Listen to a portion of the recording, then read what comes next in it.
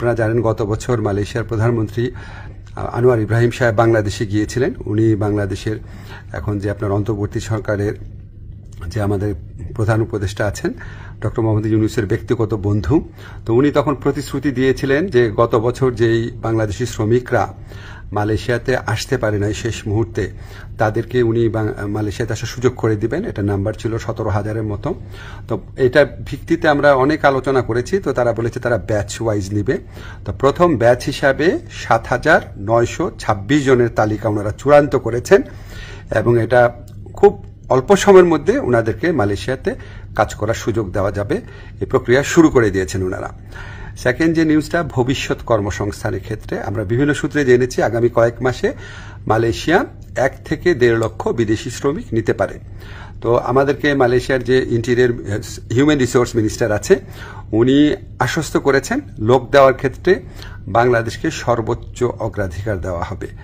বাংলাদেশ থেকে সবচেয়ে বেশি লোক নেবেন ওনারা, এটুকু আশ্বাস আমরা পেয়েছি। তো আমরা অনুরোধ করেছিলাম বাংলাদেশে যারা রিক্রুটিং এজেন্ট আছে তাদের সবার জন্য যেন উন্মুক্ত করে দেওয়া হয়, যাতে সবাই লোক পাঠানোর সুযোগ নিতে পারে। এটা আমরা অনেক ভালোভাবে বুঝিয়ে বলেছি। তো ওনারা বলেছেন ওনারা এটা ভালোভাবে বিবেচনা করে দেখবেন, আমাদেরকে অচিরেই ওনারা এই ব্যাপারে সিদ্ধান্ত জানাবেন। তো আমাদের একটা বড় অগ্রগতি যেটা হয়েছে, আমি মালয়েশিয়ার যে ইন্টেরিয়র মিনিস্টার আছে ওনাকে রিকোয়েস্ট করেছিলাম আমাদের শ্রমিকরা মাল্টিপল ভিসা পায় না, সিঙ্গেল এন্ট্রি পায়, অন্য দেশের শ্রমিকরা পায় মাল্টিপল এন্ট্রি।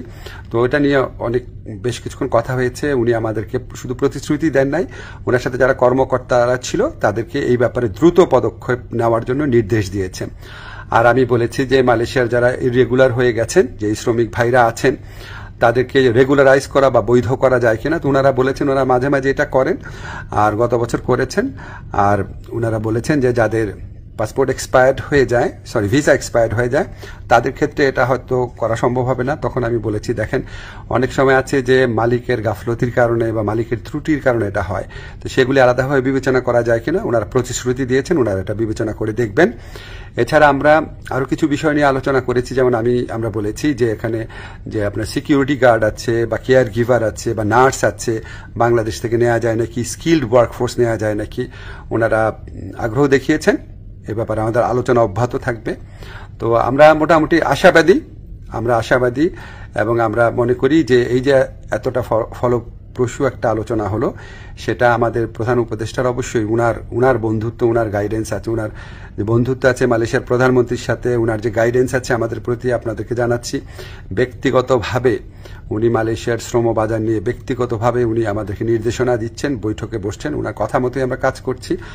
আর আমাদের এখানে প্রধান উপদেষ্টার যে স্পেশাল এনভয় আছে লুৎফে ভাই, উনি আলোচনায় অংশ নিয়েছেন, অনেক অবদান রেখেছেন।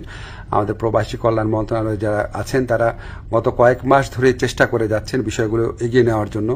আপনাদের দোয়া ছিল, এই জন্য এতটুকু অগ্রগতি হয়েছে। আপনারা দোয়া করবেন আমরা যেন মালয়েশিয়া যারা শ্রমিক ভাই আছে বা যারা আসতে চান তাদের জন্য সত্যিকারের কল্যাণকর কিছু করতে পারি।